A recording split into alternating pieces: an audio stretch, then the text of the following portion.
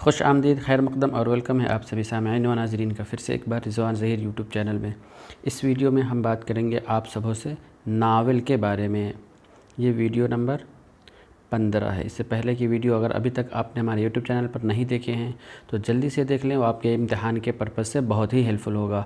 तो हम सबसे पहले नावल के बारे में कुछ चीज़ें बात कर लेते हैं कि नावल जो कि नावेला लफ्ज़ से निकला है, जिसके माने नया के होते हैं, और ये नावेला लफ्ज़ इटैलिक ज़बान यानी इतालवी ज़बान से आया है।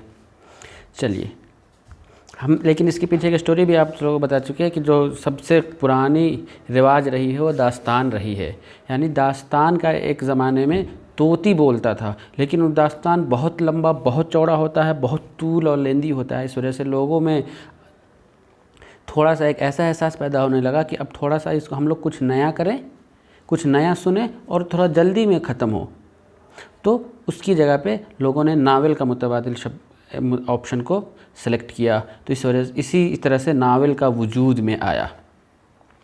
चलिए, तो हम ज़्यादा चर्चा नहीं करेंगे, ज़्यादा हम डिटेल्स में नहीं जाएंगे, क्योंकि हमारे बुक में जो सिलेबस के अकॉर्डिंग जो चीज़ें बताई हुई हम उन्हीं चीज़ों को जानते हैं। आइए देखते हैं कि इस वीडियो का सबसे पहला सवाल क्या है। उर्दू का पहला नावल किसे कहा जाता है? उर्दू का पहला नावल किसे कहा जाता है? इब्नुल वक्त, मरातुल उरूस, गौदान या फिर लंदन की एक रात? तो इस सवाल का सही जवाब है ऑप्शन 2 मरातुल उरूस, जो कि 1869 में लिखी गई थी। और इसे किसने लिखा था? डिप्टी नज़ीर अहमद ने। नेक्स्ट क्वेश्चन अब हम देखते हैं। वो सवाल इसी में आ गया कि उर्दू का पहला नावल निगार किसे कहा जाता है? प्रेमचंद, कृष्णचंद्र, डिप्टी नज़ीर अहमद या मिर्ज़ा हादी रुस्वा? तो इस सवाल का सही जवाब है ऑप्शन, आप भी बता सकते हैं क्योंकि मैं इसके बारे में ऊपर बता ही चुका था, कि डिप्टी नज़ीर अहमद। क्योंकि जब मरातुल उरूस सबसे पहला नावल है और उसे डिप्टी नज़ीर अहमद ने लिखा है, तो उर्दू का पहला नावल निगार भी डिप्टी नज़ीर अहमद ही कहलाएंगे। अब हम आगे बढ़ते हैं। हमारा नेक्स्ट क्वेश्चन है, नज़ीर अहमद की पैदाइश किस ज़िला में हुई? बिजनौर, इटावा, कानपुर या फिर लखनऊ? तो इस सवाल का सही जवाब है ऑप्शन 1 नज़ीर अहमद की पैदाइश बिजनौर में हुई। उसी तरह हम आगे बढ़ते हैं और देखते हैं कि नज़ीर अहमद, नेक्स्ट क्वेश्चन है हमारा, नज़ीर अहमद की पैदाइश कब हुई? बिजनौर यूपी में हुई, लेकिन कब हुई पैदाइश? तारीख़ पे हम बात कर लें।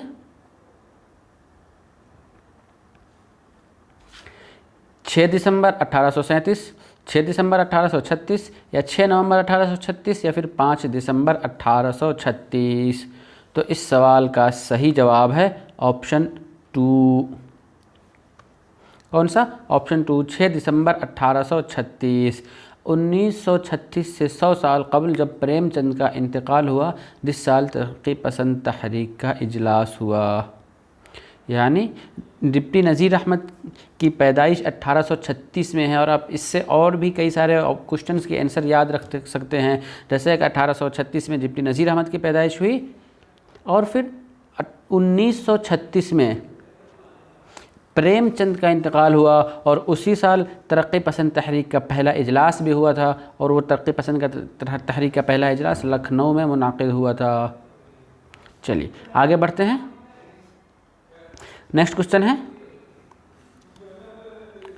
नज़ीर अहमद के वालिद का क्या नाम था? डिप्टी नज़ीर अहमद के वालिद का क्या नाम था? हम उसके ऑप्शंस देखते हैं। सआदत अली, शहादत अली, करामत अली या फिर लियाकत अली? तो इस सवाल का सही जवाब है ऑप्शन ए सआदत अली। नज़ीर अहमद के वालिद का नाम सआदत अली था। उस तरह हम आगे बढ़ते हैं और देखते हैं नेक्स्ट क्वेश्चन इस वीडियो का क्या है। काजी ग़ुलाम अली नज़ीर अहमद के कौन थे? काजी ग़ुलाम अली नज़ीर अहमद के कौन थे? ऑप्शन ए दादा, बी नाना, सी मामू या फिर डी खालू? तो इस सवाल का सही जवाब है ऑप्शन 2 नाना। काजी ग़ुलाम अली डिप्टी नज़ीर अहमद के नाना थे। उसी तरह हम आगे बढ़ते हैं और देखते हैं कि इस वीडियो का अगला सवाल क्या है। नज़ीर अहमद ने दिल्ली कॉलेज में दाखिला लिया। नज़ीर अहमद ने दिल्ली कॉलेज में दाखिला लिया। दिल्ली के किस कॉलेज में? शिबली कॉलेज, दिल्ली कॉलेज, मौलाना आज़ाद कॉलेज या फिर हमदर्द कॉलेज? तो इस सवाल का सही जवाब है ऑप्शन 2 दिल्ली कॉलेज। नज़ीर अहमद ने दिल्ली कॉलेज में ही दाखिला लिया, जिसे दिल्ली यूनिवर्सिटी या DU के नाम से भी मौजूदा दौर में जानते हैं। अगला सवाल है, 4 बातें नीचे कही गई हुई हैं। नज़ीर अहमद की शादी किससे हुई? उसके बारे में 4 ऑप्शन है, उन चारों में से आपको जो सही है उसके बारे में बताना है। नज़ीर अहमद की शादी किससे हुई? मौलवी अब्दुल खालिक की बेटी से, मौलवी अब्दुल खालिक की नवासी से, मौलवी अब्दुल करीम की पोती से या फिर मौलाना अब्दुल खालिक के पोती से? तो इस सवाल का सही जवाब है मौलवी अब्दुल खालिक की पोती और मौलवी अब्दुल कादिर की बेटी सफ़ियतुन्निसा बेगम से। और बताता चलूँ कि मौलवी अब्दुल खालिक जो थे वो डिप्टी नज़ीर अहमद के उस्ताद भी थे। और एक और इंटरेस्टेड बहुत ही दिलचस्प वाक़ा इससे जुड़ा हुआ है कि जब डिप्टी नज़ीर अहमद तालिब इल्म के ज़माना में अपनी पढ़ाई कर रहे थे तो उस वक्त के रवाज के मुताबिक वो अपने उस्ताद मौलवी अब्दुल खालिक के घर पे काम करने भी जाते थे। जब काम करने जाते थे तो इनकी मौलवी खालिक साहब की लड़की से इनकी बदजमती नहीं थी, वो बहुत ज़्यादा इनको सताती थी, लेकिन किस्मत में ऐसा हुआ कि आगे चल के वही इनकी बीवी बनी। नेक्स्ट क्वेश्चन हम पढ़ते हैं। नज़ीर अहमद का ताल्लुक़ उर्दू नस्र के किस सिन्फ से था? नज़ीर अहमद क्या लिखने वाले थे? दास्तान, नावल, अफसाना या फिर इंशाइया? तो इस सवाल का सही जवाब है ऑप्शन 2 नावल। नज़ीर अहमद का ताल्लुक़ उर्दू नस्र के किस सिन्फ से थे? नावल से था। अब हम आगे बढ़ते हैं। तो हमारा अगला क्वेश्चन है, हुसूल माश के लिए नज़ीर अहमद ने किस इदारे की मुलाजमत इख्तियार की? यानी रोज़ी रोटी कमाने के लिए किस इदारे की, किस इंस्टीट्यूशन की नौकरी चुनी? गोल्डन टेम्पल, गुरुद्वारा, टेम्पल साहब या फिर इनमें से कोई नहीं? तो इस सवाल का सही जवाब है ऑप्शन 3 टेम्पल साहब। हुसूल माश के लिए नज़ीर अहमद ने टेम्पल साहब इदारे की मुलाजमत इख्तियार की। अगला सवाल है, टेम्पल साहब में नज़ीर अहमद ने किस शोबे में मुलाजमत शुरू किया? टेम्पल साहब में नज़ीर अहमद ने किस शोबा में मुलाजिमत शुरू किया? ऑप्शंस देखते हैं। ए शोबा तालीम या फिर शोबा माशियात या डाकखाना या फिर हॉस्पिटल? तो इस सवाल का सही जवाब है तालीम।